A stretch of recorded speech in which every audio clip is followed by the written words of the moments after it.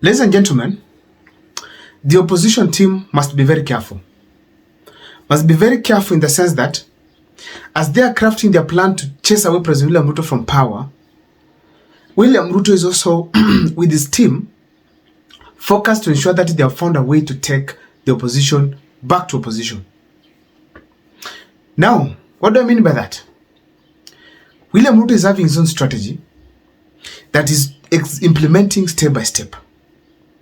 And apart from the police harassments, apart from the goonism that we are seeing across the country, and apart from propaganda, apart from the development strategy in that is using development projects, maybe launching and some of them just commissioning them, and apart from the programs done by the deputy president where he's moving across the country the money to give people, William Ruto also has another plan to deal with the opposition, and that is divide and rule. It was Moi's tactic, and he's also using it in this era. On this particular video, I want to take you through on how he's using the divide and rule tactic to deal with the opposition, and if they're not careful, it is going to work on them. But before I take you through, if this is the first time you're watching my videos at Mukwa Times, please take a second or two to subscribe, like and comment, because that is the best support you can always give this channel. My number is always here. Feel free to share with me, because that's the best support you can always give the channel, and that's how I get to learn. For those who want to support the channel through the M-Pesa, that is the M-Pesa number. Let me dive into the topic today. Ladies and gentlemen, I was happy this morning to see Matiang'i, Gachagua handshake, to see Kalonzo, Eugene Wamalwa, and many other leaders within the Western region from the opposition side. When they were together, they were heading for a rally within the Western region. According to me, that was significant enough, considering the fact that there were utterances that were made by Simba Arati. That unity, it is what Kenyans, especially those who support the opposition like me, want. That is what we need. So why am I talking about that story? After the utterances of Simba Arati, Matiang'i did not meet the expectations by talking about them. He did not even castigate, but through a nyonka that was said no to. But when they met with Rigathi Gachagua, I saw a handshake. Though I felt it was a bit distant, but I saw a handshake. Probably these constant interactions, they are going to understand that Simba Arati is not with Matiang'i. He's just pretending. Unless he declares official to come to their side. Ladies and gentlemen, to state it here categorically, it is that the divide and the rule that I'm referring to, just to give a good example, let me use Kisii County where Matiang'i comes from. And I want to call upon my senator, stop being petty.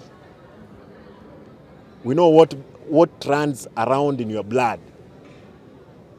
You have tried to delay us, but we are not going to accept. We know what kind of material you are made of. But I want to, again as a governor, to remain sober, focused in terms of making all to be part of the government. That's the call I'm making. There is some people who are extortionists in the camp of opposition. Their business is collecting money from unsuspecting candidates. We want to warn them that we can't move far with this kind of people in the struggle. Otherwise, you will be puncturing us before we make a move. If Matiang'i is divided with Simba Arati, Simba Arati will be used in a certain way that he can be able to make some blunders like the one he made just yesterday. And eventually the people of Mount Kenya will feel bad. In fact, if you want to prove what I'm saying, watch this video. Jana huyu msanii anaitagwa Simba Arati. Jana make sure Wamnyoro hajafika pale Kisii. Arudi atuambie ati sasa ati hao wako nyuma Matiang'i. Kama mko nyuma Matiang'i, madhani ati anaweza pata kitu peke yake bila support ya watu wengine. Mind you, Matiang'i alikuwa there on Sunday. Na alikuwa peke yake na hakuwa kujua alimuuliza. Hakuna vile mnaweza kuja mtuambie ati ni sawa Matiang'i kutembea huku Mount Kenya, lakini Mlima Wana akitembea Kisii inakuwa ngumu ati akuje through Matiang'i. Hiyo ni kutubeba aje? Haina maneno, lakini hatujasahau hata 202 ilikuwa Mount Kenya Kibaki alisimama, Uhuru Kenyatta akasimama. Morogeje akachukua number 1 na number 2. Number 3 alikuwa ni mtu anaitwa Simeon Nyachaya. Hiyo hatujasahau bado. Mukienda vile mnaendelea, mambo itakuwa ngumu kidogo. Tutakosa kusikizana. Tutakosa kusikizana hapo. Juu hata zaidi ukiangalia hata tribal arithmetic. Kwa hii coalition, yetu ya Wamnyoro. Ule mtu tunahitaji sana ni Kalonzo Musyoka. Juu kwa Kalonzo Musyoka kwa votes manze na watu wake udeliver. Unaona? So huwezi compare. Tunaona hata tushikane pamoja tuone kama tuweza sukuma hii maji ni kuwe kubwa. Lakini vile mnaanza kuenda hivi na Simbarati anaharibia Matiang'i. That is a clear indication that people are reacting positively according to William Ruto, to their tactic of using Simbarati to divide the opposition. In that now, those who are united for Matiang'i, now they are dividing and going to the other side. And there are some who will come out and say, no, we want Matiang'i. That is the division that William Ruto wants. So Simbarati, this will not be the first time.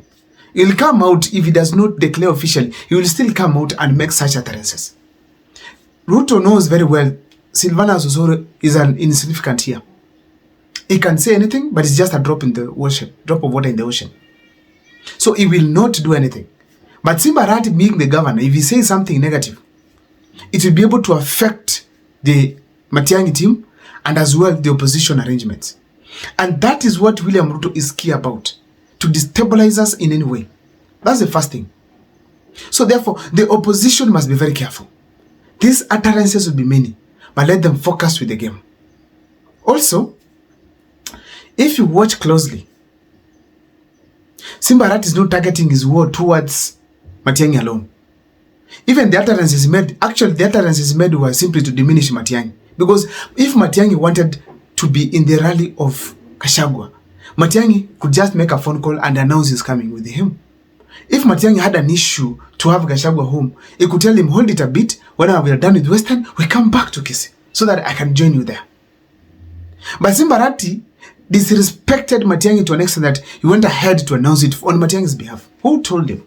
When Matiang'i was coming to Kisii, he filled the entire stadium without Simbarati. Simbarati just came in. He was just a beneficiary. But all the way from Kijauri, Keroka, Keumbu, now in Kisii town, the crowd was full to an extent that Simbarati has never seen that before.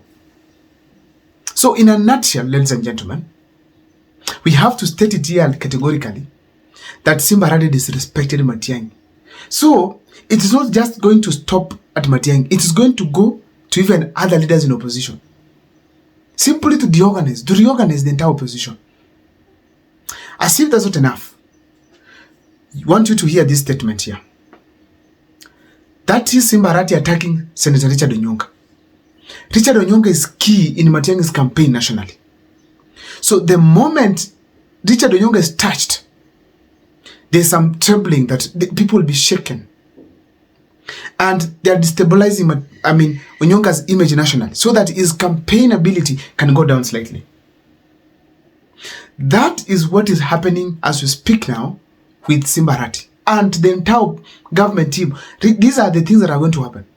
You will see some of them from the coast. You'll see some of them from Luo Nyanza. You'll see some of them from Northeastern, simply trying to disorganize the opposition side. And that is how, if opposition is not careful, they are going to be divided, and eventually William Ruto will be able to get more support. If you want to prove what I'm saying, listen to this man. That is a sentiment that it's not only in that young man. It can be in anyone, and it can be said anywhere. People can make a decision in any way. And because I'm telling you this simply because Kenyans can vote based on a few things. And one of them, it is the careless utterances, which can change the mood. In the year 2022, Junet Mohammed, literally in Kisii here, Nyamira County, he came and said that Mount Kenya nyinyi sasa mtakaa kando kidogo. Serikali itakuwa yetu watu wa Nyanza. Nyinyi kaeni kando kidogo. Such a sentiment did not augur well the people of Mount Kenya. Some of them even said, if you guys, this is how you're behaving before you get into power, how will it be now when you get into power? Si mtatufukuza kabisa. So eventually, people decided to vote. That actually utterance by Junet Mohammed, that careless utterance, it made some people from the central region to vote the other way around. And those are some of the blunders that were made towards the elections, which eventually resulted to William Ruto winning the election. So when we talk about this topic of divide and rule, we know that it can be able to affect the presidential campaigns. And that is a serious precaution to the opposition team. They have to ensure they take care of themselves well, not to be distracted by these